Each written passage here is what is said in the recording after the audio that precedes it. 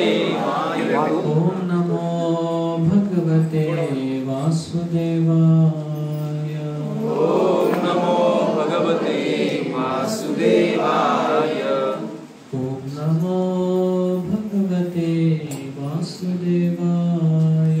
ओम नमो भगवते वासुदेवाय।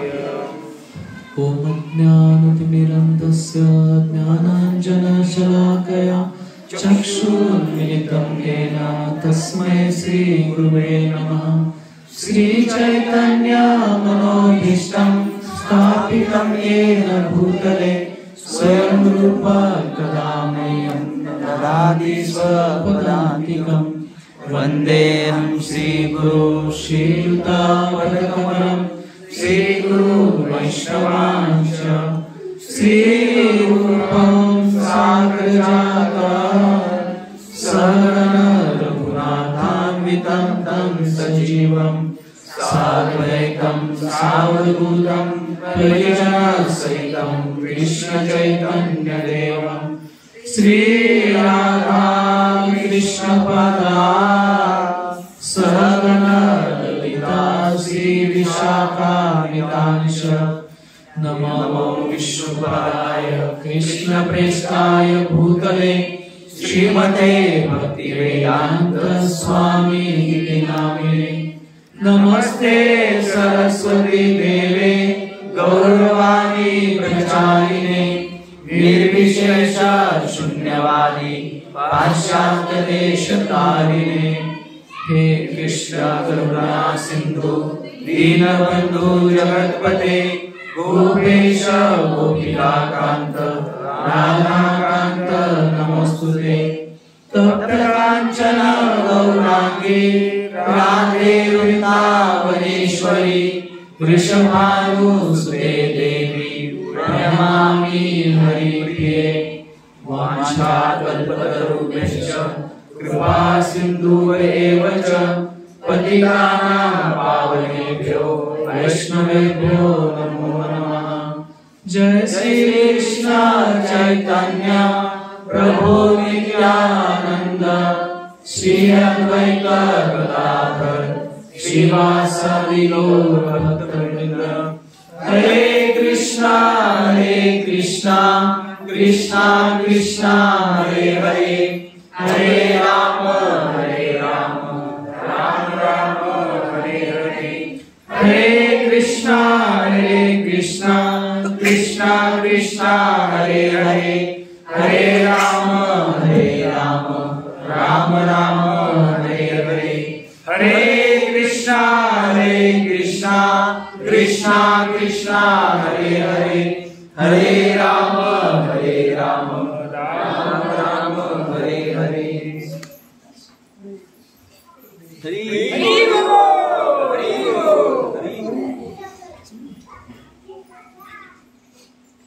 या ठिकाणी तुम्हा सर्वांचं हार्दिक स्वागत आहे। माझं खूप मोठं सौभाग्य आहे की मला या ठिकाणी एक सेवा भेटलेली आहे। तसं आमच्या माता ज्या आहेत मोहिनी माता ज्यांनी फोन केला होता असं, तरी मला वाटते की ते 1 वर्ष पूर्ण होते मी राधाष्टमीला या ठिकाणी आलो होतो। त्यानंतर वेळ कुठे गेला समजलं नाही, 1 वर्ष पण पूर्ण होत आले आता जवळजवळ। मी बलराम जयंतीच्या औचित्याने आपण या ठिकाणी आलेलो आहोत। रोजीची फिक्स सेवा आहे फोटोग्राफीची। मला इथे बरेच लोक यात्रेला होते तेव्हा मला सगळी यात्राच आठवते। माझ्यामध्ये यात्रा प्रभूजी होते, हे होते, हा पण होता, माताजी वगैरे भरपूर लोक होते। मला सगळं आता यात्रेचा अनुभव सगळा इथे यायला लागलेला आहे या प्रवचनामध्ये। असं आपलं खूप मोठं सौभाग्य आहे की आपण या ठिकाणी बलराम जयंती उत्सव साजरा करत आहोत। बघा ना, आपल्या आयुष्यातलं 1 वर्ष कधी गेलं मला वाटलं नव्हतं की मी पुन्हा या ठिकाणी म्हणजे असं माझा कधी योग येईल सेवेचा वगैरे। आणि 1 वर्षानंतर असं वाटत नाही की माझ्या आयुष्यातलं मी 1 वर्ष गेलेलं आहे माझं। तुम्हाला पण असं कधी वाटतं का? तुम्ही कधी असं काउंट केलंय का की माझ्या आयुष्यातली इतकी वर्ष गेलीत? कधी काउंट केलं तुम्ही? नाही, सहज जीवन चाललेलं आहे। सकाळी उठायचं, स्नानादी करायचं, पूजा अर्चा करायची, कामावरती जायचं, संध्याकाळी ऑफिसवर नाही यायचं, 2 घास खायचं, झोपायचं, चला आणि एवढ्या जीवनामध्ये कुणाचं वाढदिवस, कुणाचं बारसं, कुणाचं नामकरण, कुणाचं श्रद्धांजली, कुणाचं 12, कुणाचं विवाह सोहळा, कुठे काय सगळे कार्यक्रम आयुष्यात होतच राहतात. पण कधी गांभीर्याने घेतलं नाही. आपण घेतलं कधी नाही घेतलं. भगवान श्रीकृष्ण म्हणतात की कालोस्मी, या लोकांना मी खाऊन टाकतो सगळ्यांना. इकडे भोग खातात, तिकडे लोकांना इकडे भगवान भोग घेतात, स्वीकार करतात, तिकडे कालाच्या रूपामध्ये या जगामध्ये भौतिक जगाला सगळ्यांना घेण करून टाकतो. अर्जुन म्हणला भगवंत बाद झालं, हे रूप नको मला बघायचं तुमचं. हे अनंत भुजा, अनंत मुख, अनंत जिव्हा, अनंत नेत्र, आणि त्याच्यामध्ये अनंत लोक तुम्ही खाता आणि तोंडातून तुमच्या ह्या जबड्यातून सगळ्या रक्ताचे फवारे उडतात. त्यामध्ये भीष्म, द्रोण, अश्वत्थामा, त्यामध्ये दुर्योधन, शकुनी, दुःशासन, सगळ्या कौरवांना सगळ्यांना तुम्ही खाऊन टाकता. मला नकोय बघायचं हे रूप. भगवान श्रीकृष्ण मला हे तुझ्यासाठी नाहीये, भौतिक जगातील लोकांसाठी आहे. त्यांना त्यांची गती मी अशी करतो, त्यांना मी अशा प्रकारे दिवसामागून दिवस आहे ना खाऊन टाकतो. काळ कुठे जातो कळत नाही ना, त्याच्या अगोदरच काय करायला पाहिजे, तयारी करून घेतली पाहिजे. नंतर वेळ भेटणार नाही. काय करायचं ते आताच करा. याच जन्मामध्ये पुन्हा भेटणार नाही. त्यामुळे जीवनामध्ये संकट येतील, भांडणं होतील, वादविवाद होतील, सेवेवरून होतील, जपावरून होतील, इकडे व्यवसाय, इकडे तिकडे भरपूर गोष्टी होतील. फसू नका, तिथे तोंड देऊ नका, तिथे समस्या सोडवण्याच्या मार्गी लागू नका. तिथे मध्यस्थी होईल, मी हे करेन, तिथून साईड काढून निघून जा. का वेळ नाही आता, एवढेच काय भेटले त्यामध्येच काय असेल ते आता हे करोडपती बनायचंय, नंतर करोडपती होत आहे ना. नाही, आताच काय असेल ते, पुन्हा चान्स नाहीये. एकदा जन्म सुटला की सुटला. या जन्मामध्ये 16 माळ जप करून, ध्यानपूर्वक जप करून प्रभुपादांच्या चरणी, भगवान श्रीकृष्णाच्या चरणी आता जायचं आहे. बस आता सगळ्यांना बगल द्यायची आहे. मला सगळ्यांना काय करायचे, आता बगल द्यायची. कोण काय करते लक्ष द्यायचं. आपला हरे कृष्णा कृष्णा कृष्णा हरे हरे, हरे राम राम राम हरे हरे. लोक म्हणतील काय वेडा दास की काय, थोडं इकडे पण लक्ष दे म्हणू देत. या जन्मामध्ये वेडा म्हटलं ना तरी चालते, ते टायटल लावून घेतलं तरी काय फरक पडणार नाही. पण इकडे परमसिद्धी साध्य होईल. इथे लोक वेडा म्हणतील पण जाणार कुठे, गोलोकचं धाम प्राप्त होईल आपल्याला. त्यामुळे ते टायटल घेतलं तरी काय दुःख मागायची गरज नाही. आज बलराम जयंती. तसं या जगामध्ये, या ब्रह्मांडामध्ये, म्हणजे या संपूर्ण एकच ब्रह्मांड नाही, या सगळ्या भगवंताच्या सृष्टीमध्ये अनेक लाखो करोड ब्रह्मांड आहेत. आपल्यालाच वाटतं की कराड फक्त या ठिकाणीच आहे, नाही दुसरीकडे पण असणार आहे कुठेतरी. तिथे पण कोळेश्वर गाव एक असेल, तिथे पण सेंटर चालू असेल कुठेतरी, असेल की नाही. लाखो करोड आहेत इकडे ब्रह्मांड. त्या लाखो करोड ब्रह्मांडांमध्ये ना कुठेतरी रोज म्हणण्यापेक्षा काय, प्रत्येक क्षणाला श्रीकृष्णाची जन्माष्टमी आहे, प्रत्येक क्षणाला बलराम जयंती साजरी होतेच. आणि आपलं मोठं सौभाग्य, श्री प्रभुपादांनी ही प्रथा आपल्याला दिलेली आहे. उत्सव साजरे करा. कोणाचे उत्सव साजरे करा, जे भगवंतांचे उत्सव आहेत. रामनवमी साजरा करा, जन्माष्टमी साजरा करा, नित्यानंद त्रयोदशी साजरी करा, गौर पौर्णिमा, बलराम जयंती साजरी करा, राधाष्टमी. हे प्रभुपादांनी स्वतःहून सांगितलेलं आहे. जेव्हा प्रभुपाद गेले ना US ला बोस्टन बंदरावरती फर्स्ट टाइम जेव्हा गेले 1965 साली, तेव्हा बरोबर जन्माष्टमी जी आली ना, राधाष्टमी, ती जहाजामध्येच आली होती. आता ते ना कुठे कराडचे भक्त होते, ना सातारचे होते, ना कोरेगावचे, ना निगडीचे होते, कोणी नव्हतं त्या ठिकाणी. ना असं काय प्री प्लॅनिंग नव्हतं की इतक्या लोकांचा प्रसाद डोनेशन जमा करायचं आहे, तेलाचे डबे, तांदळाची पोती आणि गुण वगैरे सगळं, असं काही नव्हतं त्यावेळी. प्रभुपादांनी एकट्याने तिथे साजरी केली. आणि प्रभुपादांसोबत जे काही प्रवासी होते थोडेफार, कॅप्टन पांड्या म्हणून होता, पांडे, त्याने सहभाग घेतला त्या जन्माष्टमीमध्ये. आणि श्री प्रभुपादांनी स्वतःच्या हाताने भगवान श्रीकृष्णांना भोग दाखवला, त्यांची आरती केली.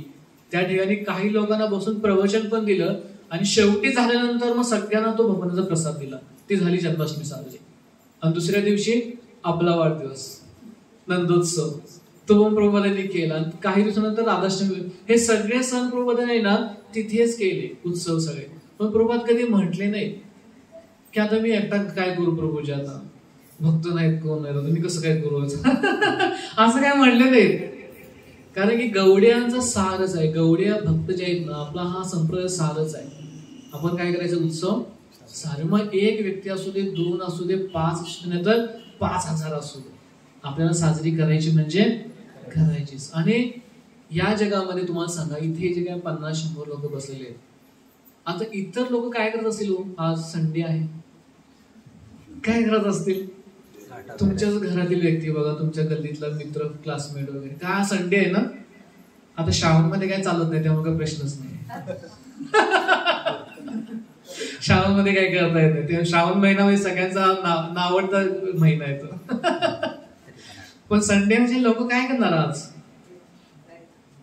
टीव्ही बघत बसतील, मोबाईल बघत असतील, उगाच कुठेतरी भटकत राहतील. मी एका ठिकाणी ऐकलं होतं, मला असंच प्रवासामध्ये एक व्यक्ती येऊन सांगत होता, काय महाराज काय सांगायचं तुम्हाला? म्हटलं काय एवढा काय वेळ आला? म्हटलं काय नाही, असंच माझ्या मनामध्ये एक विचार आला. म्हटलं काय, पूर्वी लोक मारायचे, आत्मा भटकायचा. तो मला म्हणजे पूर्वी लोक मृत्युमुखी पडायचे आणि आत्मा काय व्हायचा, आपण म्हणतो ना भटकते आत्मा, आत्मे भटकत राहायचे, असं होतं. आता काय, आत्मा मेलेला आहे, लोक भटकत राहतात. लोकांचा आत्मा मेला, लोक काय राहतात, असे भटकत राहिले. पूर्वी लोक मारायचे, आत्मा भटकायचा. आता आत्मा मेलेला आहे, लोक भटकायला लागले जातात सगळीकडे. हाय काय नाही सांगा? हा संडे म्हणजे काय, असे भटकत राहतात कुठेतरी, काय नाही काय, दिवस कसा तरी रात्री 12 पर्यंत घालवायचंय. एवढ्या हजारो करोडो लाखो लोकांमधून आपण इथे येऊन काय करतोय, साजरी करतोय बलराम जयंती. म्हणून आपण सौभाग्यशाली आहोत की नाही? कृष्ण आपल्याकडे बघणार आहेत की नाही? गोलून बलरामजी आपल्याकडे बघतीलच ना. अरे बघा, माझे प्रिय भक्त, माझ्या नामात जप करणारी भक्त आहेत. सगळं जग इंद्रिय तृप्तीमध्ये लागलेलं आहे. कोण टीव्ही बघाय, कोण मोबाईल मध्ये, कोण आपल्या परिवारामध्ये, कोण फिरण्यामध्ये, खाण्यापिण्यामध्ये, सगळं व्यस्त आहे. आणि ही लोक संडे असून सुद्धा काही न करता माझा जन्मोत्सव काय करतात, इथे साजरा करतात. काय बलरामजी आपल्याकडे बघणार नाहीत? काय बलरामजी आपल्याला कृपा देणार नाहीत? काय आपला आशीर्वाद देणार नाहीत भक्तीसाठी? नक्की देणार. आणि हे झालं कोणामुळे? हे प्रभुपादांनी केलं. प्रभुपादांनी स्वतः आपल्या जीवनावरून दाखवून दिलं की मी जरी एकटा असलो तरी मी जन्माष्टमी साजरी केलेली आहे, रथयात्रा साजरी केलेली आहे. म्हणून आपलं गवड्यांचं कर्तव्य आहे की आपण पण साजरी करायची आणि इतर लोकांना पण करायची त्याची संधी. आणि आजचा जो वेळ आहे ना, खूप सार्थकी लागलेला आहे. आज सगळीकडे, उद्या तर हरे कृष्ण मंदिरांमध्ये मोठ्या प्रमाणात मध्ये बलराम जयंती साजरी केली जाते. श्री प्रभुपादांना विचारलं होतं, श्री प्रभुपादांनी जेव्हा कृष्ण बलराम टेम्पल स्थापन केलं होतं ना वृंदावन मध्ये, रमण रेतीमध्ये, तर प्रभुपादांना विचारलं की हे तिथे मुख्य मंदिर आहे कृष्ण बलराम, राधा श्याम सुंदर नंतर विग्रह आणि गौरीताई नंतर, मुख्य मंदिर कोण आहे? कृष्ण बलराम. आणि इस्कॉन मध्ये, वृंदावन मध्ये इस्कॉनला कोणत्या नावाने ओळखतात? कृष्ण बलराम टेम्पल. श्याम सुंदर म्हणत नाहीत कोण, गौरीताई म्हणत नाही, काय म्हणतात? इस्कॉन कृष्ण बलराम टेम्पल आहे ना. प्रभुपादांनी फॉरेन शिष्यांना काय माहित नव्हतं हे कोण आहेत दोघे जण वगैरे, भाऊ म्हणजे एक काळे आहे आणि एक गोरे. ह्याच्या पलीकडे काय माहित नाही दोघे जण कोण आहेत. श्री प्रभुपाद म्हणले हे दोघे जण भगवान आहेत. मग प्रभुपाद तुम्ही तर एकाच भगवान म्हणताय काय? भगवान कृष्ण, भगवान श्याम सुंदर. आणि हे पण कसे काय भगवान आहेत? दोघे भगवान कसे काय होतात? कोणतरी एकच, मालक दोन नाही, कोणतरी एकच. श्री प्रभुपाद हे दोघे जण मालक आहेत. हे दोघे जण काय आहेत? कृष्ण मालक आहे. दोघे पण कृष्णच आहे. फरक काय आहे? एक सेवे भगवान आहे आणि एक सेवक भगवान आहे. एक स्वीकारतो आणि एक सेवा प्रोव्हाइड करतो. दोघांच्या मध्ये काय फरक नाही. फरक काय आहे? दोघे पण कृष्णच आहेत, वेगळे नाहीत ते. एक सावळ्या रंगाचे आहेत, एक गोळ्या रंगाचे आहेत. एक निलांबर धारण करतात आणि एक पितांबर धारण करतात. बाकी काय फरक नाही दोघांच्या मध्ये. आणि काय, एकाच्या हातामध्ये चक्र, शंख चक्र आहे आणि दुसऱ्या हातामध्ये काय आहे? गदा आणि मुसळ. मुसळ माहितीये ना? मुसळ असतं ना ते, मुसळ म्हणतात ना त्याला.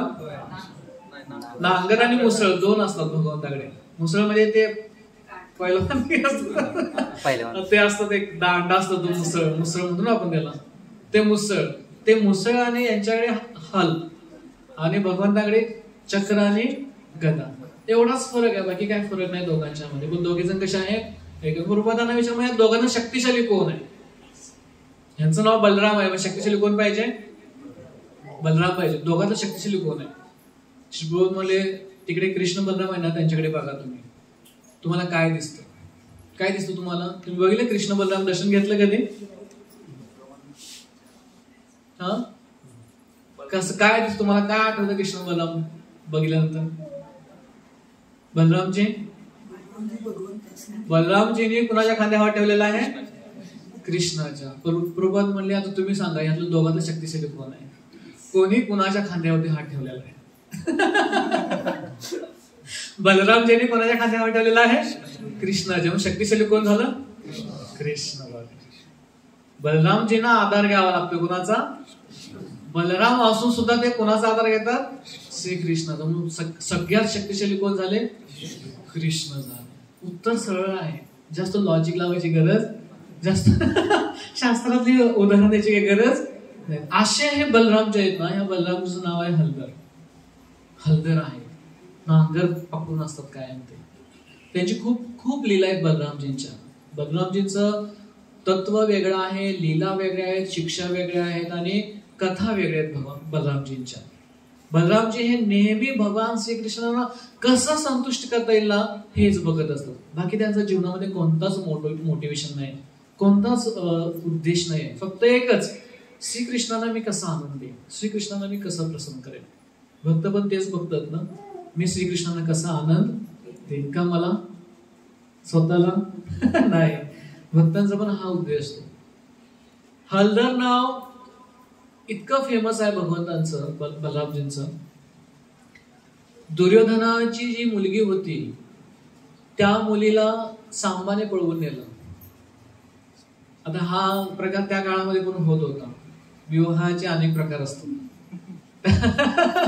त्यातला हा सुद्धा एक प्रकार झाला तो की सांब जो भगवान श्रीकृष्णांचा मुलगा आहे, त्यांनी भगवान श्रीकृष्ण फॅमिलीमध्ये 1 कोटी लोक आहेत.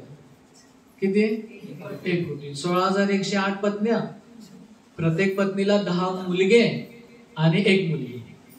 आणि मग त्यांचं पुढे पुढे वाढत सगळं ते एक्सपान्शन, सगळं पॉप्युलेशन केलं तर 1 कोटी फक्त एकाच घरामध्ये. जर तिथे MLA आणि MP जरा कोण उभा राहिला तर निवडून कोण येणार? हमखास कृष्णच येणार. दुसरी सीट तिथे निवडूनच येणार नाही का? सगळी मतं एकाच घरामध्ये आहे.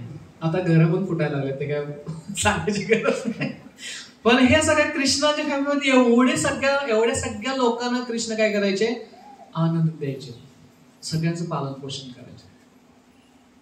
ते भगवान श्रीकृष्णांच्या मुलग्याने, सांबाने दुर्योधनाच्या पत्नीचं मुलगीचं म्हणजे तिच्याशी पळून जाऊन विवाह केला. दोघांचं प्रेम होतं. दुर्योधनाला आवडलं नाही ते की यदुवंशातल्या एखाद्या मुलाने हस्तिनापुरातल्या राजवंशातल्या राजकन्याला पळवून यायचं, आमचा अपमान आहे तो, नाही शक्य हे.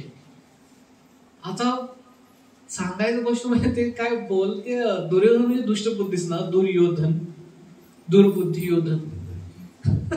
दुर्योधन त्यांना वाटायचं की खरंच होतं ते हस्तिनापूर हे मेन राज्य होतं आणि त्याच्या मांडलिक म्हणून आपण त्याला, मांडलिक हा शब्द ऐकले तुम्ही, की त्यांच्या अंडरमध्ये राहणारे हे सगळे यादव, वृंशी, कुंभज, अंधक वगैरे सगळी लोक, ते सगळे त्यांना टॅक्स द्यायचे हस्तिनापूरला.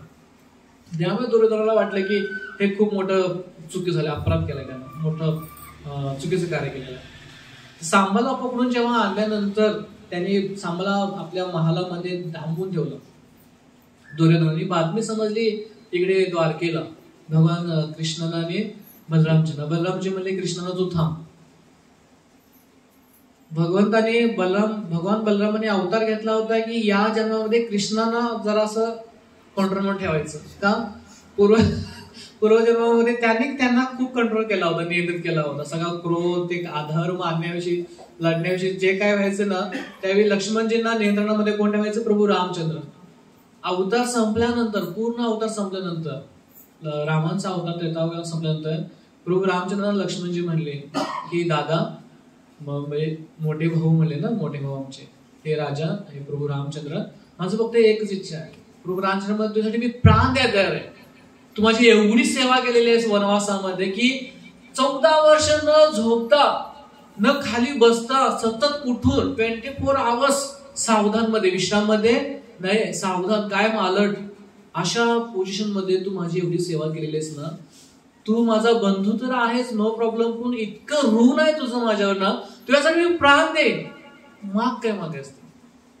रामचंद्र म्हणले लक्ष्मणजींना, लक्ष्मणजी हे शेष आहेत. कोण आहेत? अनंत शेष आहेत ते. अनंत शेषांचा राग आणि क्रोध साधारण नाही येतो. ते जेव्हा त्यांना क्रोध येतो ना, तेव्हा ते सगळे, त्यांना क्रोध म्हणजे काय, पृथ्वी प्रलय. आमचा क्रोध म्हणजे काय, पाणी पण गरम होत नाही. आमचा क्रोध कसला, आमच्या क्रोधाला कोण विचारते इकडे. रागाला जावा तुम्ही, जेवण काय वाढत नाही, तुमच्या तुम्ही हातात घेऊन. हा आमचा क्रोध. सकाळ फिरणार पिणार, संध्याकाळी बाई वाढ आता झालं सकाळचं झालं ते झालं, आता जेव्हा वाढत आम्हाला काय, आमच्या क्रोधाला कोण विचारते. विचारतोय कोण आपल्या क्रोधाला? नाही कोण विचारत आपल्या क्रोधाला. त्यांचा क्रोध म्हणजे काय, बलरामजींचा शेष आहेत ना ते. क्रोध आला म्हणजे काय, सगळं नष्टच, प्रलय असतो. अगदी ब्रह्मलोकापासून पाताळ लोकापर्यंत सगळे पाण्याखाली, सगळे जळून बसणार, एवढा क्रोध. अशा क्रोधाला प्रभू रामचंद्रांनी वेळोवेळी काय केलं, थांबा थांबा, झाडावरून खाली या, खाली या, खाली या. दशरथांना मी मारतो आता, का तुम्हाला अन्याय केला, तुम्हाला वनवासामध्ये पाठवलं. भरतला पण मी आता सोडणार नाही, त्याचा पण वध करणार. तो सेना घेऊन आला पुन्हा आपल्याला इथून बाहेर काढण्यासाठी. सगळ्यांनाच मी मारणार, कोणाला ठेवणार नाही अयोध्यामध्ये. हा क्रोध म्हणजे थांबा जरा, एवढा पण क्रोध भरा नाही आयुष्यामध्ये. माणसाने थोडा विचार करावा आहे की नाही. ते सगळं झाल्यानंतर शेवटी लक्ष्मणजी म्हणले, मला फक्त एकच मागायचं आहे. म्हणजे काय पाहिजे, पुढच्या अवतारामध्ये मी लहान भाऊ नाही होणार, मला आता मोठा बनायचं. लहान भावाची काय अवस्था होती ना, ते म्हणा. आता मी दादा बनणार, तुम्ही आता काय म्हणायचं, मला दादा म्हणायचं पुढच्या अवतारामध्ये. मी मोठा भाऊ होणार, तुम्ही काय व्हायचं, लहान भाऊ व्हायचं. हे बलरामजी, हे कोण आहे, बलरामजी आहे. पण सेवाभाव आहे, दुसरं काय नाही. आणि जरी कृष्ण अवतारामध्ये बलरामजी जरी लहान झाले ना, तरी शेवटी कृष्णाचीच ऐकायचे. अनेक प्रसंगामध्ये तुम्ही बघा, भगवान श्रीकृष्ण सरस ठरायचे, श्रेष्ठ ठरायचे, है ना. अर्जुन संन्यासी अवतारामध्ये, संन्यासी जेव्हा 1 वर्ष वनवासात संन्यासी आहे ना, तेव्हा अर्जुनाचं सुभद्रा ते दोघांचं आकर्षण झालं ना, तेव्हा भगवान श्रीकृष्ण दोघांच्या मध्ये होते. अर्जुनाला सांगले, मी प्लॅन करतो, तू तसं करायचंच. प्लॅन कोण करतात, कृष्ण. आणि समोर तोंडावरती कोणाला पाडतात, भक्त. मी सांगतो प्लॅन करायचा, तुम्ही काय करायचं. आणि काय प्रॉब्लेम आला की तुमच्यावरती, मी बाबा. कृष्ण हे अशा प्रकारे, बलरामजी तसे, बलरामजी सरळ आहे, कृष्ण वाकडे आहे. त्यांचे प्लॅन वाकडे असतात. साध्य होतं पण प्लॅन टेढा मेढा सगळा. त्यात कसा असं बेंड होतं ना, सगळा बेंड करून करून ते पुढे प्रॉडक्ट तयार होणार. ओके. पण एवढी प्रोसेस बलरामजी तशी नाही, सरळ जायचं. आणि एका ठिकाणी दुर्योधन आहे ना, एका ऋषींना विचारलं होतं की अशा बलरामजींना प्रसन्न करण्यासाठी काय करायला पाहिजे. तेव्हा ते मुनी सांगत होते की असंच गर्ग मुनींच्याकडे ना नाग कन्या आल्या होत्या. बलरामजीच्या पण गोपी वेगळ्या आहेत आणि श्रीकृष्णाच्या गोपी वेगळ्या आहेत. भगवान श्रीकृष्णाच्या गोपी आहेत त्या अनेक आहेत. वामन अवतारातल्या आहेत, रामचंद्र अवतारातल्या आहेत. सगळ्या अवतारांमधल्या जे लोक होती ना ते सगळ्या गोपीहून आले. आणि बलरामच्या ज्या गोपी आहेत ना त्या सगळ्या नाग कन्या आहेत. कारण की बलरामचे शेष आहेत ना, त्यामुळं जेवढ्या नाग लोकांना जेवढ्या कन्या आहेत ना त्या सगळ्यांनी बलरामजींना आपले पती मानलं होतं. आणि त्या सगळ्या नाग कन्या द्वापार युगामध्ये वृंदावनामध्ये गोपी बनल्या होत्या. आणि त्या कोणाच्या गोपी होत्या?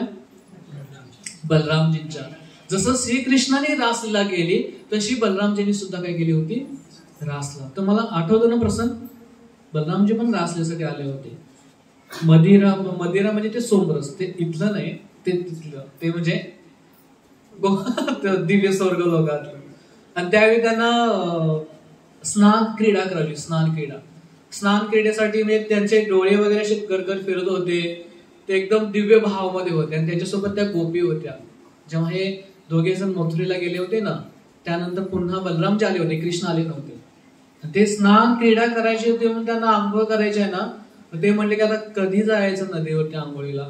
यमुनेला तिथूनच म्हणले, यमुने इकडे ये. यमुना म्हणले मी नाही येणार, मी काय मी नदी आहे, मी कोणाकडे जात नाही, ज्याला पाहिजे तो माझ्याकडे येतो, मी तिथे जात नाहीये. गंगा कधी कोणाकडे जात नाही, गंगेकडे लोक जातात सगळे ना. यमुना म्हणली मी नाही आहे. बलरामजींना थोडा क्रोध सुरू झाला, अजून कशी नाही आली. इतका क्रोध आला, यमुनेला वाटलं की क्रोध आला म्हणजे आला, आता काय यांच्या क्रोधावर पण विचार नाही. बलरामजींनी तिथूनच तो नांगर आहे ना, त्या नांगराची खूपच मोठ्या लीला येतात. ह्या हलदराचे ना काय सांगायचे, खूप लीला आहे त्याच्यामध्ये. तिथूनच हलदर त्याची साईज हे केल्याने यमुनेला आपल्याकडे ओढायचा प्रयत्न केला. यमुना घाबरली, प्रकट झाली, म्हणले मला माफ करा, मी भगवान तुम्ही आहे ना, तुम्हाला मी ओळखलेलं नाहीये. कृष्ण जसे आहात ना, तुम्ही तसे साक्षात कोण आहात, भगवान आहात. ती यमुना तिथून आली ना, तिच्या अनेक भागामध्ये विस्तार झाला, अनेक भागांमध्ये. अजून पण यमुना वृंदावनमध्ये आहे ना, अनेक भागामध्ये. का बलरामजींनी त्यांना तिथून ओढून आणलं होतं. हे बलरामजी आहेत. आणि तेच बलरामजी हलदर आहेत ना, जेव्हा ते दुर्योधनाला म्हणले की अरे जाऊ दे, झालं तर 2 मुलं आहेत, त्यांना सोडून दे, लहान बालक आहेत, अज्ञान आहेत, त्यांना माहित नाही, पण तुझं सौभाग्य आहे की श्रीकृष्णांच्या कुळामध्ये तुझी मुलगी येते ना, सोडून दे तू त्या दोघांना, सामाना. तो दुर्योधन ऐकायला तयार नाही. त्या डोळ्यावरती गर्वाचा अहंकाराचं ते पडदे आले होते ना, त्याला काही दिसत नव्हतं. बलरामजीला क्रोध आला, त्या क्रोधामध्ये शेवटी परत पुन्हा आपला हल काढला. तिथेच राहून त्या सभेमध्ये तो हल आहे ना, नांगर आहे ना, तिथे जमिनीमध्ये घुसवला. कुठे, त्या सभेमध्ये. आणि त्या हस्तिनापूरला भगवान बलरामाने नांगराने ओढत म्हणजे आज तुम्हाला आहे ना महापूर काय तो दाखवतोच. तो इकडे सांगली कोल्हापूर सांग, तुम्हाला महापूर काय असतो ना, म्हणजे तुम्हाला गंगेला स्नान करून पवित्रच करतो तुम्हाला. बलरामजींनी त्याला त्या हस्तिनापूरला नांगराने ओढत, हस्तिनापूर काही छोटं नाहीये. आताच्या आपण दिल्ली म्हणतो ना, विशाल राज्य आहे, त्याच्या सगळ्या राज्याला ओढून आहे ना, त्या महाला सगळ्यांना तिकडे गंगेमध्ये नेत होते. ते ओढलं, ते जागेवर शिफ्ट झालं, ते भूकंप झाला, भेगा पडल्या, हादरू लागला, सगळे राजे राण्या पत्न्या सगळी मुलं बाहेर आली. हे काय चाललंय, आम्ही आज कधी भूकंप बघितलं नाही, आकाशवाणी पण झाली नाहीये, अचानक कसं काय भूकंप झालाय. बघताय तर बलरामजी आपल्या नांगराने ओढत त्या हस्तिनापूरला गंगेमध्ये घेऊन चालले. हा बलरामजीला काय क्रोध. सगळं मुकुट वगैरे हे करून दुर्योधन त्या सिंहासनावर खाली उतरला, पळत दंडवत टाकला, पाया पडला, नमस्कार केला, माफी मागितली, म्हणले मला माफ करा, मी तुम्हाला समजलेलं नाही आहे. ही साम आणि माझी मुलगी तुम्ही घेऊन जाताना हा सगळा एवढा हुंडा वगैरे तो घेऊन जा, पण आम्हाला काय करा, माफ करा. तेव्हा बलरामजी शांत झाले, ते आपल्या सामाने आपल्या मुलाला घेऊन आले. हे बलरामजी म्हणजे साधे सुधे नाही, हे बलरामजी यांना आदि गुरु म्हणतात. तसे या जगामध्ये 3 राम आहेत, 3 भरत आहेत ना, तसे 3 राम आहेत. एक राम आहेत कौशनंदन राम आहेत, दशरथ महाराजांचे पुत्र. दुसरे राम आहेत परशुराम, त्यांना रेणुका सुत असं म्हणतात. आणि तिसरे राम म्हणजे कोण, हे बलराम, ते रोहिणी नंदन आहेत. असे बलरामजी आहेत. हे बलरामजी म्हणजे साधारण व्यक्ती नाही आहेत. चैतन्य सद्गुरू म्हणतात की हे बलरामजीच गुरु आहेत, दुसरं तिसरं कोण नाही आहे. आज आपल्या इथे जे काही गुरु आहेत, अनेक गुरु आहेत. गौडी संप्रदाय असेल, श्री संप्रदाय असेल, कुमार संप्रदाय असेल, रुद्र संप्रदाय असेल, अनेक जेवढे काही संप्रदाय असतील, त्या संप्रदायामध्ये जेवढे काही प्रामाणिक गुरु आहेत ना, ते सगळे प्रामाणिक गुरु म्हणजे दुसरे कोण आहेत, ते कोण आहेत, बलरामजीच आहेत. कारण त्यांना आदि गुरु म्हणतात. भगवान श्रीकृष्ण आदि भगवान म्हणतात ना, तसं बलरामजींना आदि गुरु म्हणतात. आणि गुरु विना कृष्ण भेटत नाहीये. आपण प्रत्यक्ष डायरेक्टली गुरुजी जाऊ शकत नाहीये. हा भ्रम आहे लोकांचा की मला गुरुंची काही गरज नाही, मी डायरेक्ट जातो, हे कशाला पास वगैरे मध्ये या गोष्टी वगैरे नको, मला मी डायरेक्ट पुढे जातो कृष्णाच्या. नाही होऊ शक्य. तुम्हाला बलरामची शक्ती, बलराम या शब्दाचा अर्थ काय होतो, बल बल लागतं ना आपल्याला, शक्ती पाहिजे ना, खाल्लेलं पचवायला पण शक्ती लागते का नाही? लोक म्हणतात मंदाग्नी झालेला आहे, डॉक्टर म्हणतात. पावसाळ्यामध्ये मंदाग्नी होतं, लोक म्हणतात मंदाग्नी झाले, डॉक्टर म्हणतात. का? पोटामध्ये शक्ती नाही, कशाचं? पचवण्याचं. मनोबल, मनाचं बल पाहिजे, आत्मबल पाहिजे. आत्मबल म्हणतात ना, बुद्धीचं बळ पाहिजे, शारीरिक बल पाहिजे, अजून काय? धनाचं बल पाहिजे. आणि ज्याच्याकडे धन नाही, मन नाही, बुद्धी नाही, काय नाही, तो काय म्हणतो? कशाचं बल पाहिजे? कशाचं बल पाहिजे म्हणतो तो? त्याच्याकडे काहीच नाही, काहीच बल नाही, ते अडतो काय? तो कसलं बल म्हणतो मग? सांघिक बल. कशाचं बल? सांघिक. म्हणून लोक मोर्चे काढतात ना. आता डॉक्टरांची कम्युनिटी आहे, नर्स लोकांची कम्युनिटी आहे, कंपाऊंडर लोकांची कम्युनिटी आहे, तिथे काम करणाऱ्या स्वीपर लोकांची कम्युनिटी आहे, इंडस्ट्रियल लोकांची कम्युनिटी आहे, रिक्षावाल्यांची आहे, टेम्पोवाल्यांचे, ट्रकवाल्यांचे, एसटी वाल्यांचे आहे, विमानवाल्यांचे आहे, एअर हॉस्टेस वाल्यांचे आहे, विद्यार्थ्यांचे आहे, महिलांचे आहे, पुरुषांचे आहे, लहान मुलांचे आहे, विद्यार्थ्यांचे आहे, शिक्षकांचे आहे, त्या शाळेमध्ये काम करणाऱ्या शिपायांची पण कम्युनिटी आहे. कम्युनिटी नाही कशाची सांगा? आहेत ना, गणेश मंडळ पण आहेत. आता गणेश येतातच, तुमच्याकडे येतील वर्गणीला आता वगैरे, आहे का नाही? इस्कॉनची पण कम्युनिटी आहे. बळ कुठे आहे? इथे आहे, संघामध्ये बळ आहे. जेव्हा व्यक्तीला काहीच बळ नसतं ना, तेव्हा तो बळ कुठे शोधतो? संघामध्ये. हे झालं एक बळ. आणि दुसरं बळ आहे आध्यात्मिक बळ. त्या आध्यात्मिक शक्ती म्हणजे दुसरं कोण आहे? ते कोण आहे? स्वतः बलरामजी आहे. हे बलरामजी तुम्हाला काय करतात? बळ देतात. कशासाठी बळ देतात? भक्ती करण्यासाठी, नामजप करण्यासाठी. श्रीकृष्णाच्या जवळ तुम्ही कसं जाऊ शकताय याच्यासाठी जे बळ लागतं ना, ते बलरामजी देणार. म्हणून ते कोण आहेत? आदि गुरु आहे. आधी गुरु पाहिजे, नंतर काय पाहिजे?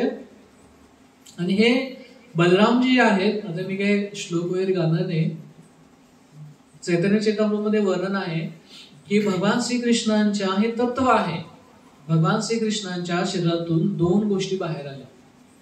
भगवंतांच्या उजव्या बाजूने आहेत ते बलरामजी आलेले आहेत, आणि भगवंतांच्या डाव्या बाजूने स्वतः राधाराणी आलेली आहे. तिला आपण काय म्हणतो? अंतरंग शक्ती. ही अंतरंग शक्ती भगवान श्रीकृष्णांसाठी कार्य करते. आणि हे जे काही बलराम जे आहेत ना, ते भगवंतांना सगळ्या वस्तू काय ते प्रोव्हाइड करते. भगवान श्रीकृष्णापासून पहिला विस्तार आहे तो डायरेक्टली बलरामजी आहे. त्यांच्यापासून नंतर जे चतुर्व्यूह आलं, अनिरुद्ध, प्रद्युम्न, संकर्षण आणि वसुदेव, ते संकर्षण म्हणजे बलरामजी. त्यांच्यापासून मग कारणोदकशाही विष्णू आले. कारणोदकशाही विष्णू म्हणजे कोण? जे कारण जलामध्ये पोहलेले आहेत ते कोण आहेत? अनंतशेष. कारणोदकशाही विष्णू आहे ते. त्या विष्णूंच्या पासून हे ब्रह्मांड काय होतात? शरीरातून बाहेर पडतात. आपण पण त्याच एका ब्रह्मांडामध्ये आहोत. त्या ब्रह्मांडातल्या पृथ्वी 14 लोकांमध्ये, पृथ्वी लोकांमध्ये आपण आहोत. त्या पृथ्वी लोकातल्या ह्या कराड शहरामध्ये गोळेश्वर नावाच्या गावामध्ये आपण आहोत. मला माहित नाही त्यांना ऍड्रेस आपला माहिती आहे की नाही. कोणाला? महाविष्णूला. महाविष्णूमध्ये कोण, कुठल्या कार्यक्रम, कुठून आलाय तुम्ही, काय मला कुठून काय? त्यांना किती किती लाखो करोड जन्म घेतात लोक, लाखो करोड दिवसाला मरू जाऊ. त्यांना नाही काउंट नाही त्याचा. खूप मोठा आहे गणित, खूप कॅल्क्युलेट, खूप मोठं कॅल्क्युलेशन, खूप मोठं आहे. त्या महाविष्णूंपासून हे ब्रह्मांड येतात. त्या ब्रह्मांडामध्ये गर्भोदकशाही विष्णू येतात. त्या गर्भोदकशाही विष्णूंच्या कमळ नाभीतून कमळ फुलतं, आणि त्या कमळाच्या फुलावरती ब्रह्मदेवांचा जन्म होतो. अजब म्हणतात त्यांना. त्या ब्रह्मदेवांना आज्ञा होते की तुम्ही आता सगळ्या लोकांना निर्माण करायचं आहे, 84 लक्ष सगळ्यांना तुम्ही तयार करायचं आहे. ती आज्ञा घेऊन ते काय करतात? ह्या सृष्टीचं प्रोडक्शन काय करतात? चालू करतात. मग धडाधड सगळीकडे सगळं भरून जातं. जग आहे, सगळं जग. ह्या जगामध्ये सगळं अव्यक्त होतं. इथे कोणीही नव्हतं. जसं ब्रह्माजींनी स्टार्ट केलं ना, तसं सगळं ब्रह्मांड भरून गेलं. देवी देवता, असुर, मनुष्य, प्राणी, पशु, पक्षी, लता, वेली, ह्या सगळ्यांनी हे ब्रह्मांड भरून गेलेलं आहे. हे आपण बघतो ना, हे सगळं भरलेलं जग आहे. ट्रॅफिक हे सगळीकडे जाम आहेच. इथेच असं नाही आहे. सगळीकडे ब्रह्मांडामध्ये ट्रॅफिक आहे, सगळ्यांना हा त्रास आहे, हा सगळं भरलेलं आहे, जीवात्मे सगळे आलेले आहेत. त्यांच्या प्रत्येकाच्या हृदयामध्ये जाण्यासाठी पुन्हा भगवान महाविष्णू काय करतात, ह्याचं क्षीरोदकशाहीचा अवतार घेतात. ते म्हणजे कोण आहेत? परमात्मा. म्हणजे हे 5 जे अवतार आहेत, संकर्षण, कारोदकशाही विष्णू, त्यानंतर गर्भोदकशाही विष्णू, क्षीरोदकशाही विष्णू, हे 4 झाले. आणि शेवटचा जो अवतार आहे तो भगवंताचा शेष अवतार, त्याला काय म्हणतात? अनंत शेष. हे 5 जे अवतार आहेत ना, हे 5 ज्या व्यक्ती आहेत ना, हे कुणापासून आलेले आहेत? बलरामजी पासून. श्रीकृष्णापासून नाही, कुणापासून? बलरामजी. मग ते कसे आहेत? बलवान आहेत, बलभद्र आहेत, शक्तिशाली आहेत ते. आणि 5वा जो त्यांचा विस्तार आहे ना, तो शेष आहे ना, त्या शेषाच्या फण्यावरती हे सगळे ब्रह्मांड आहे. आपण आता कुणावरती आहोत? शेषाच्या फणावरती आहोत. जाणवत आपल्याला? जाणवत नाही? हे खूप दिव्य आहे, डिव्हाइन आहे सगळे, अद्भुत आहे सगळे, अद्भुत आहे सगळे. ते शेष असं म्हणतात की ते शेष जेव्हा हे करतात ना, तेव्हा भूकंप येतो.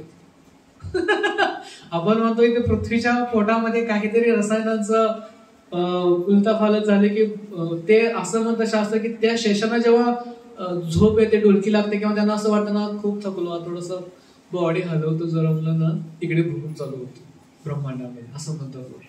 हा 5वा भगवंताचा विस्तार, अनंत शेष. आणि ह्या अनंत शेषांना सेवा आहे की तुम्ही काय करायचं आहे, ह्या सगळ्या ब्रह्मांडांना आपल्या फण्यावरती, ते ओझं आहे भगवंतांना कसं धारण केलेलं आहे? तिळाच्या एका छोट्याशा दाण्याप्रमाणे, काहीच वजन नाही त्यांना. इतक्या म्हणजे त्यांचा आकार किती असेल? एक बिल्डिंगचा आकार आपल्या डोळ्यामध्ये बसत नाही, एक मोठा पर्वत आहे तो आपल्या डोळ्यामध्ये सामावत नाही. असे एक नाही अनंत कोटी ब्रह्मांड ज्याने आपल्या फण्यावरती धारण केलेले आहेत. बलरामजी, बलभद्र, बलदेव म्हणून आपण त्यांना. आणि ते सगळे ब्रह्मांड त्यांच्या फण्यावरती असे दिसतात की जसा एक राईचा दाना, मोहरीचा दाना. मोहरी म्हणजे किती वेट असतो म्हणजे ना, उचलतो छोटीशी त्या मोहरी. म्हणजे कल्पना करा की ते बलरामजींचं शरीर किती मोठं असेल. काय कल्पना करू शकतो आपण? बलरामजीचा आकार किती मोठा असेल, अनंत शेष किती मोठे असेल, कल्पना करू शकत नाही आपण. ही सगळी शक्ती कोण देतो? भगवान देतात. बलरामजी स्वतः सगळी शक्ती प्रोव्हाइड करतात. हे बलरामजी प्रत्येक वेळी भगवानाचे नित्य संगी म्हणून येतात, प्रत्येक अवतारामध्ये. कधी श्रीकृष्णाने एकटे सोडत नाहीये. हे बलरामजी आहेत. हेच बलरामजी गुरुच्या रूपामध्ये येतात आणि जीवात्म्यांना काय करतात? श्रीकृष्णाशी कनेक्ट करतात. म्हणून बल पाहिजे ते कुणाकडे बल आहे? बलरामजी. म्हणून उद्याचा दिवस आपल्यासाठी श्रेष्ठ आहे. उद्या सोमवार आहे ना, बलराम जयंती आहे ना, आपल्यासाठी श्रेष्ठ आहे. का? जन्माष्टमी पेक्षा सुद्धा जास्त महत्वाचा दिवस म्हणजे उद्याचा दिवस आहे. कारण की तुम्हाला बल पाहिजे, तुम्हाला शक्ती पाहिजे, तुम्हाला फोर्स पाहिजे. श्रीकृष्णाला प्राप्त करायचं ना, ती शक्ती, ती फोर्स आहे ना, तो फक्त बलरामजी तुम्हाला देऊ शकतात, अन्य कोणीही देऊ शकत नाही. मग उद्या काय करायला पाहिजे? आपण काय करायला पाहिजे उद्या? उपवास, बाकी नाही काय. आज उपवास फक्त स्वामा. काय करणार का तुम्ही? उद्या प्लॅनिंग केलं का नाही तुम्ही? उद्याचं काय काहीच नाही प्लॅनिंग केलं. काहीतरी प्लॅनिंग करा. समजलं ना उद्याचं महत्व? समजलं ना उद्या दिवसाचं महत्व किती आहे? उद्या अतिशय महत्वाचा दिवस आहे. आपल्या वैष्णवाच्या जीवनातला आहे ना, सगळ्यात महत्वाचा दिवस म्हणजे बलराम जयंती, जन्माष्टमीपेक्षा सुद्धा. का? कृष्णांच्या पर्यंत घेऊन जाण्याचं कारण आहे बलरामजी. तो महत्वाचा दिवस आहे. मग आता जन्माष्टमीपेक्षा मोठा फेस्टिवल उद्याचा आहे. आता त्याचं प्लॅनिंग तुम्ही काय करता? हे तुमच्यासाठी असाइनमेंट आहे, तुमच्यासाठी हे काय पेपर वर्क आहे. तुम्हाला आता ठरवायचं आज रात्री झोपताना मी उद्या काय काय करायचं. महादेवाला जायचं आहे, श्रावण सोमवार आहे, पाहुण्यांना घरी बोलवायचं, त्यांना पुरणपोळी जेवण काय करायचंय, बटाट्याची भाजी वगैरे काय का उद्याचा पूर्ण दिवस बलरामच्या स्मरणामध्ये घालवायचं. प्लॅनिंग तुमच्या हातामध्ये, तुम्ही ठरवायचं उद्या काय करायचं. कारण उद्याचा एक क्षण सुद्धा वाया जाता कामा नाही. उद्या काय असेल ते शक्ती आहे ना, उद्याच कमवायचे आहे. कशासाठी? कृष्ण जन्माष्टमीसाठी. येणाऱ्या 8 दिवसामध्ये कृष्णांचा अवतार होणार आहे ना, त्या कृष्णांचा अवतार आपल्या हृदयामध्ये होण्यासाठी आहे ना, उद्या बल प्राप्त करायचं, उद्या शक्ती मिळवायची आहे. आणि ती शक्ती कशी मिळवायची आहे ना हे तुम्ही ठरवायचं आहे. कोणत्या मार्गातून तुम्हाला ती शक्ती प्राप्त करायची आहे. बलरामजींची शक्ती तुम्हाला प्राप्त करायची म्हणून ते हलधर आहेत ना. हलधर याचा अर्थ काय? हल करणे म्हणजे काय? नांगरणे. व्यक्ती शेतकरी नांगरतो कधी नांगरतात लोक. तुम्ही शेतकरी आहात, कधी नांगरतो आपण? जेव्हा जमीन खूप कडक असते, कठीण असते ना, तेव्हा त्या जमिनीला नांगराच्या साहाय्याने काय करतात, ती पूर्ण माती आहे ना अशी सुटी केली जाते आणि ती एकदम मऊ शीत अशी बनते, एकदम सॉफ्ट बनते ना. पण कधी बनते? जेव्हा ती नांगरणी केली जाते तेव्हा. हे जीवात्म्याचं हृदय आहे ना, आपलं हृदय आहे ना इतकं कठीण झालंय ना, 16 माळ्याचा पण या फरक पडत नाही. सुरुवातीला पडायचा 16 माझ्यावर फरक, काहीतरी थोडंसं अंगामध्ये रोमांच वगैरे, काटे वगैरे उभं राहायचे, डोळ्यासमोर काहीतरी रात्री झोपताना कृष्ण वगैरे स्वप्नामध्ये दिसायचे वगैरे, साक्षात्कार पूर्वी यायचे सुरुवातीला. आता ते काय होत ही जागा आहे ना, ही जमीन आहे ना, हे हृदय आहे ना पूर्ण असं कठीण झालेलं आहे, असं अगदी कठोर झालेलं आहे. आता याची नांगरणी करणं गरजेचं आहे की नाही? बरोबर आहे ना. हे हृदय जेव्हा या हृदयामध्ये जेव्हा हल जाणार आहे ना, हल जोडणार आहे ना बलरामजी, तेव्हा हे हृदय आहे ना सॉफ्ट होणार आणि त्या सॉफ्ट आल्या हृदयामध्ये आहे ना तिथे आहे ना भक्तीचं बीज आहे ना आपण देऊ शकतो. बलरामजी साहेब ते भक्तीचं बीज आपल्या हृदयामध्ये एकदा गेलं ना, पण त्याआधी हलधर पाहिजे. हलधर म्हणजे काय? नांगरणी केली पाहिजे. ते बीज एकदा का त्या हृदयामध्ये गेला, तिथे जगा एकदा कृष्ण भक्तीची लता एकदा तिथे अंकुरित झाली ना, मग ती एकदम वाढायला लागली. जोपर्यंत ती गोलोकमध्ये जाऊन श्रीकृष्णाच्या चरणांचा आश्रय घेत नाही ना, तोपर्यंत ती लता थांबवत नाही.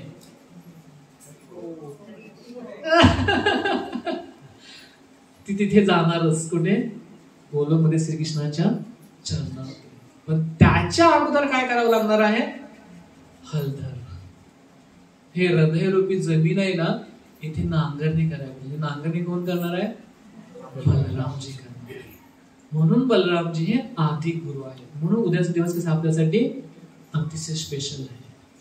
आणि ह्या बलरामजीने भगवान श्रीकृष्णांसाठी इतका विस्तार केलेला आहे, कारण का त्यांच्या आनंदामध्ये इथे बसलेले हे माईक स्टँड सुद्धा बलरामजी आहेत, हे व्यासासन बलरामजी आहेत, हे स्टँड बलरामजी आहेत, हे जे काय भगवंतांचा अल्टर आहे ना, भगवंतांच्या हातातली बासरी, भगवंतांचे वस्त्र, गळ्यातली ज्वेलरी, पगडी, भगवंतांच्या पादुका, जे काही लागतं ना, भगवान शयन बेड, रात्री झोपवताना भगवान स्वतः शयन सुद्धा, ते कोण आहेत? स्वतः बलरामजी आहे. बलरामजींनी स्वतःला इतक्या रूपामध्ये विस्तारित केलेला आहे. हा मृदंग, हे करताल, हे हार्मोनियम, हा मोबाईल सुद्धा सेवेत लागला ना, हे पण बलरामजींचंच एक्सपान्शन आहे.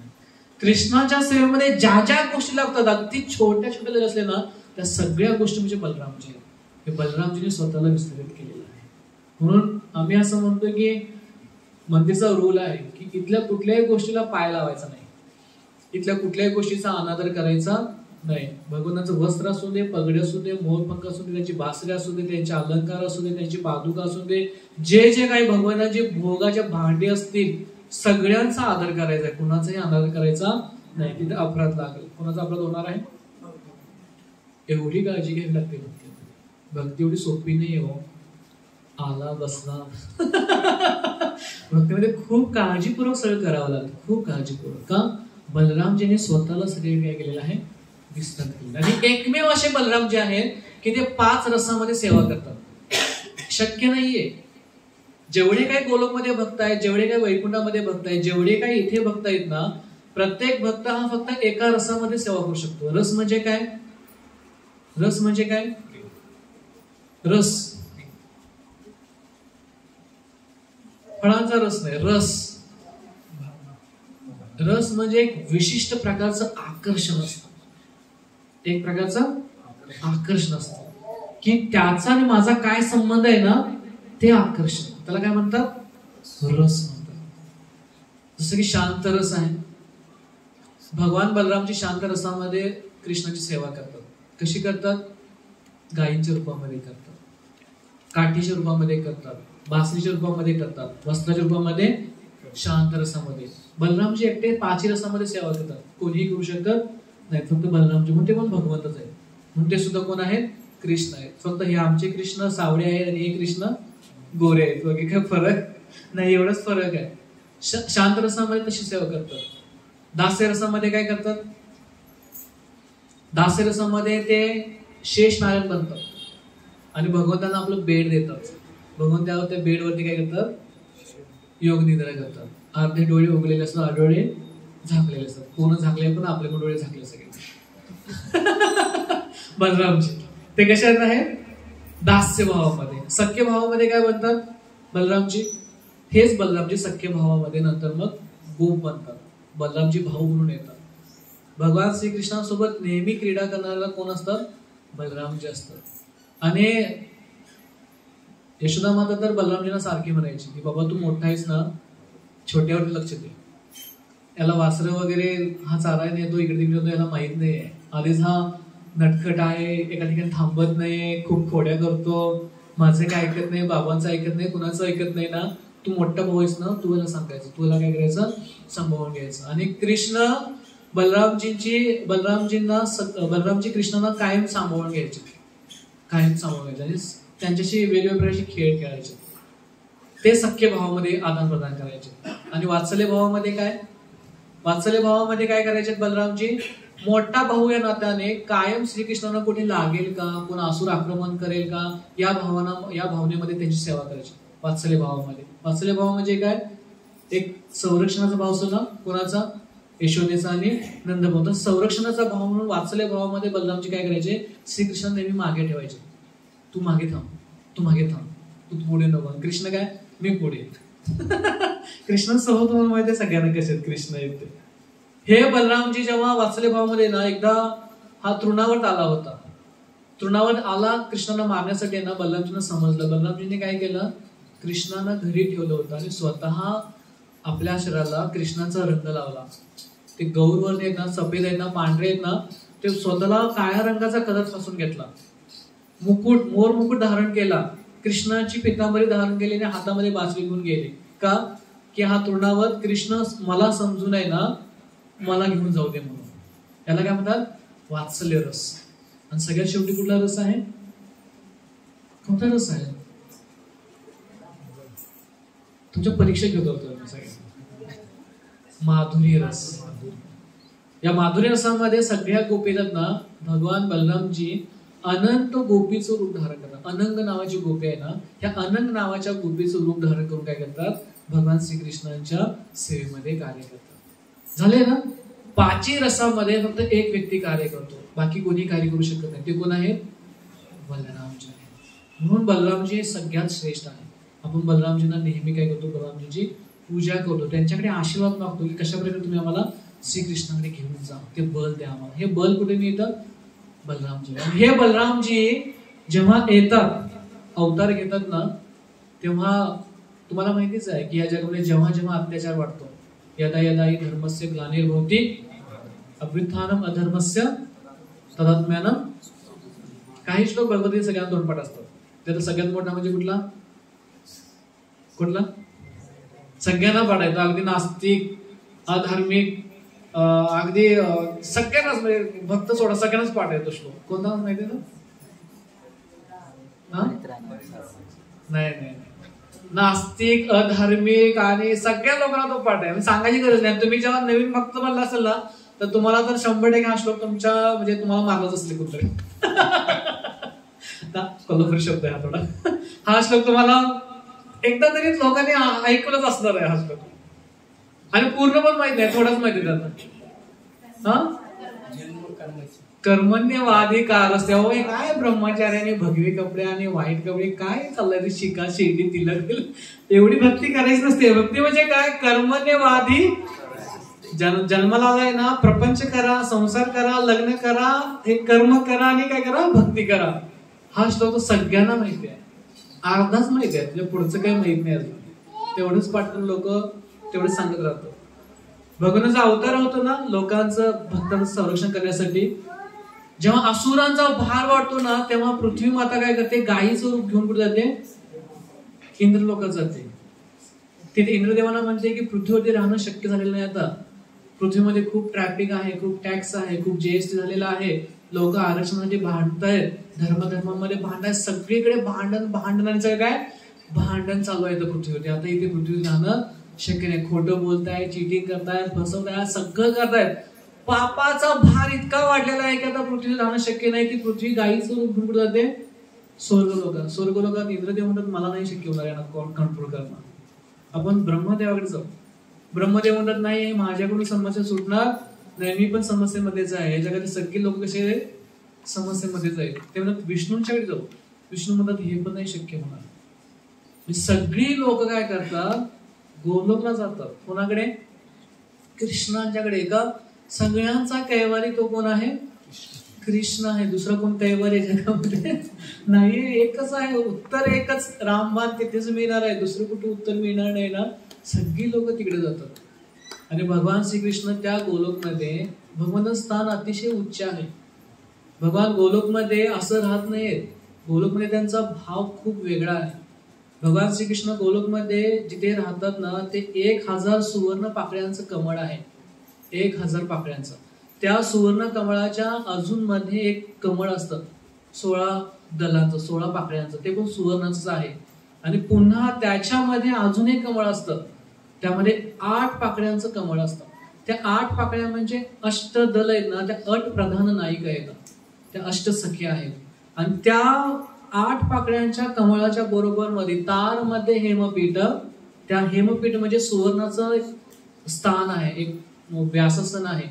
त्या सुवर्णाच्या व्यासस्थानावरती हे दोघे जण कोण? श्याम संगे सुंदर राधिका. तिथे श्याम सुंदर आणि त्याच्यासमोर सुंदरी कोण आहे? राधिका.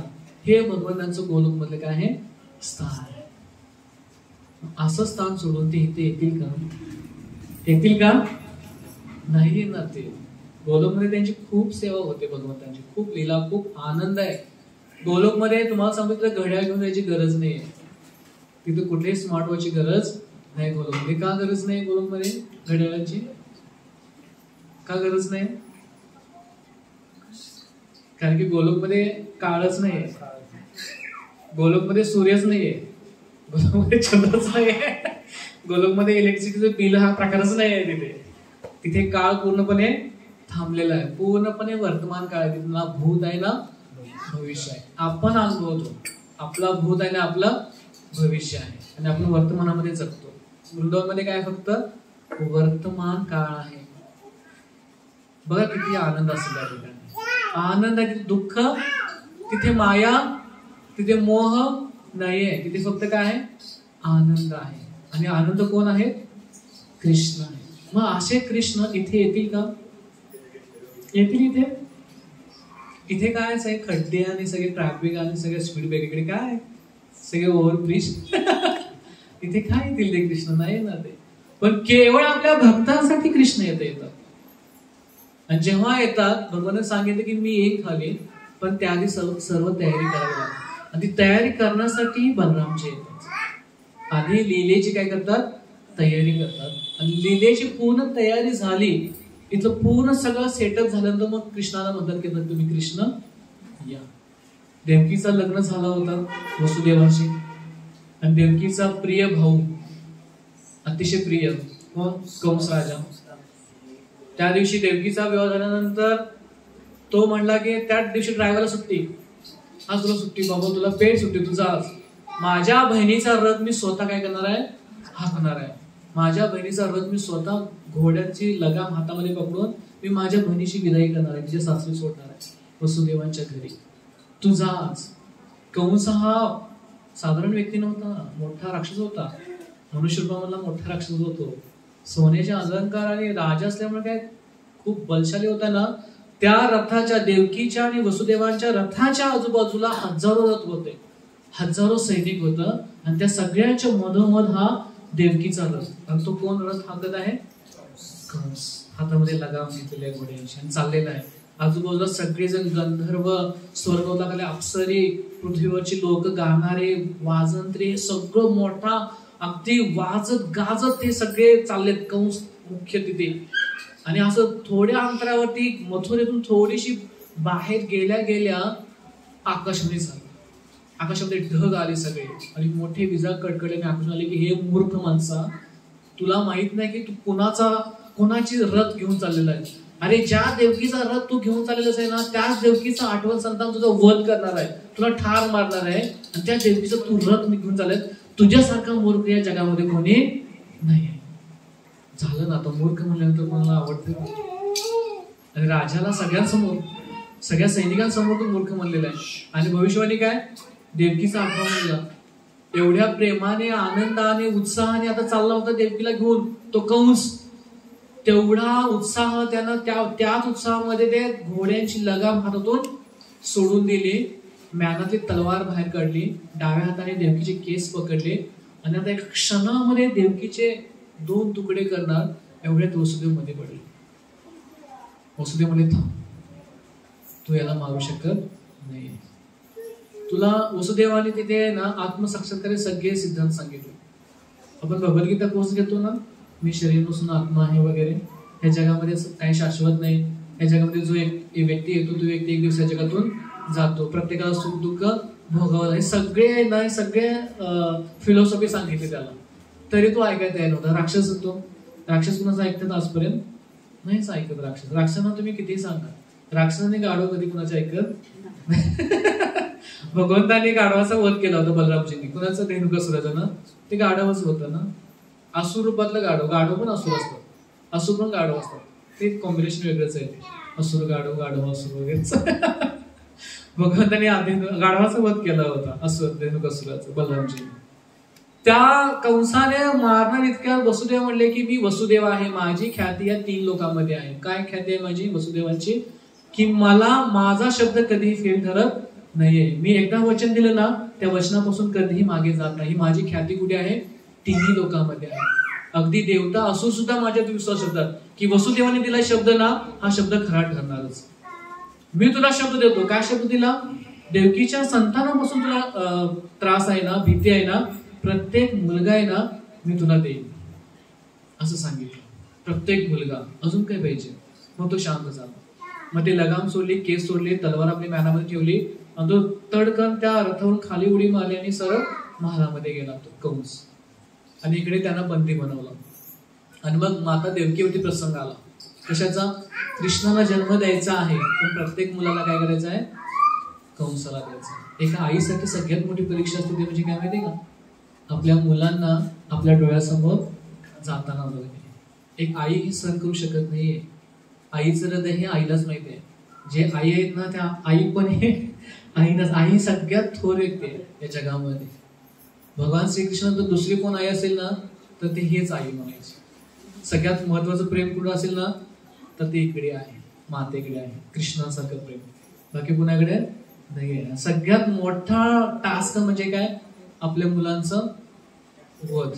आणि कंस एकेका मुलाला त्या कारागृहामध्ये देवकीच्या समोर भिंतीवरती आपण मारायचा. त्या मुलांचं रक्ताचं आहे ना, ते डाग आहेत ना, तसेच ते मार्किंग आहे ना, तसेच होते.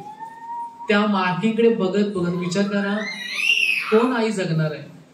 फक्त देवकीने फक्त एवढ्यासाठी प्राण ठेवले होते का कृष्ण आता येणार आहे. श्रीकृष्णांसाठी मी काही त्याग करायला तयार आहे. आठवत सांगता नाही ना ते. त्या तिकडे बघत बघत रोज अश्रू ढाळत, हा माझा मुलगा, हा माझा मुलगा, त्या माझ्या मुलगाचं हे सगळे मार्किंग, रक्ताचे मार्किंग, हे बघत बघत त्यांनी काय केलं? देवकीने 6 मुलांना जन्म दिला. किती मुलांना दिला? 6 मुलांना जन्म दिला. आणि 6 मुलांचा जन्म झाल्यानंतर मग 7व्या वेळी अशी बातमी पूर्ण मथुरेमध्ये आली की देवकीचा 7वा जो गर्भ आहे तो काय झाला? चिट्ठी आई है चिट्ठी आई, बड़े दिनों के बाद, बड़े समय के बाद चिट्ठी आई है. अशा प्रकारे झालं. भगवान बलदेवांना भगवान श्रीकृष्णाने योग मायेला, महामाया नाही, योग मायेला आज्ञा दिली की 7वा जो गर्भ आहे देवकीचा, त्याला काय करायचंय? आकर्षित करायचं आहे. देवकीच्या गर्भातून तो गर्भ जो आहे तो कुठे शिफ्ट करायचा आहे? स्थानांतरित वृंदावनामध्ये. कुणाच्या उदरी? रोहिणी मातेच्या. रोहिणी माता पण त्यावेळी गर्भवती होती. ती मथुरेमध्ये होती. तिथून आल्यानंतर ती ऑलरेडी ती गर्भवती होती. तो गर्भ तिथून बाजूला काढून त्या ठिकाणी योग माया म्हणली होती की प्रभू हे मला शक्य होणार नाहीये. का होणार नाही? कारण की बलरामजींचं वेट एवढं आहे ना की बलरामजींना मी घेऊ शकत नाही, मी त्यांना आकर्षित करू शकत नाही. मी इतर कोणाला पण आकर्षित करू शकते, पण बलरामजींना मी डायरेक्टली आकर्षित करू शकत नाही. का? बलरामजी खूप हेवी आहेत आणि हेवी आहेतच ते. का हेवी नाहीत ते? अनंत कोटी ब्रह्मांड ज्यांच्या फण्यावरती ते अगदी मोहरीच्या दाण्याप्रमाणे स्थित आहेत, मग त्यांचं वेट किती असेल? ज्यांनी या सगळ्या ब्रह्मांडाचं वेट धारण केलेलं आहे त्यांचं वेट किती असेल? कोणाचं? बलरामजींचं. मला हे शक्य नाही होणार, त्यांना तिथून बाहेर हलवणं शक्य नाही होणार. तेव्हा कृष्ण म्हणले की मी तुला शक्ती देतो, तू जा हे कार्य कर, माझी सेवा म्हणून कर.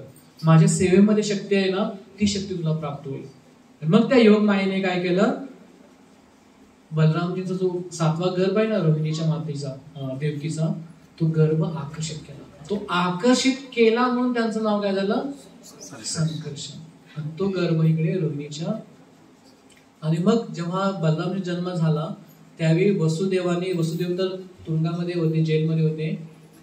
नंद बाबाने आणि यशोदा माताने खूप मोठा उत्सव साजरा केला होता. तो उत्सव म्हणजे इतका मोठा उत्सव होता, अनेक गायींचं दान दिलं होतं, सगळ्या प्रकारे केलं होतं. आणि शेवटी नामकरणाच्या वेळी गर्गाचार्यांना बोलवलं होतं. असे बलराम जयंती. श्री बलराम भगवान की जय. आपल्याला प्रार्थना वेळ झालेला आहे, पण कथा खूप सुंदर आहे. बलरामजी हे लहानाचे मोठे झाले, श्रीकृष्णांच्या पाठोपाठ राहू लागले. जे काही कार्य असेल त्यावेळी नंद यशोदा माता म्हणायची की बलरामजी तयार असेल ना तर मी श्रीकृष्णांना गाई चालण्यासाठी पाठवतो. आणि बलरामजी हे कायम आपल्या भावाची, लहान भावाची आहेत ना, काळजी घ्यायची. आणि असं नाही की कृष्ण त्यांची काळजी घ्यायचे. भगवान श्रीकृष्ण आणि कृष्ण बलराम जेव्हा जेव्हा वृंदावनामध्ये वनामध्ये जायचे ना, जेव्हा जेव्हा बलरामजींना वाटायचं की मला थकवा आलेला आहे, तेव्हा तेव्हा बलरामजी झाडाखाली काय करायचे? विश्रांती घ्यायचे. आणि विश्रांती घेतल्यानंतर त्यांचे चरण कोण दाबायचे? भगवान श्रीकृष्ण.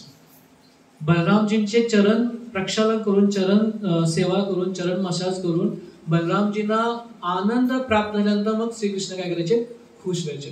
का? माझे मोठे भाऊ आहेत. आणि जितके कृष्ण आपल्याला वाटत ना नटखट आहेत, तितकेच ते बलरामजींना सुद्धा शरमायचे. त्यांना बलरामजींना ते त्यांना घाबरायचे ते भगवान श्रीकृष्ण. का? माझे मोठे भाऊ आहेत ते.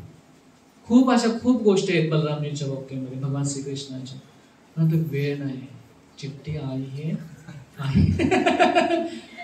श्रीकृष्ण भगवान की जय. श्री बलरामजी भगवान की जय. अशा बलरामजींनी अवतार घेतला. त्यांची जयंती उद्या आहे. तर त्यांचं एक नाव आहे हलदर, एक बलभद्र, एक बलदेव, अशी त्यांची नाव आहेत. आणि बलराम हे नाव का आहे?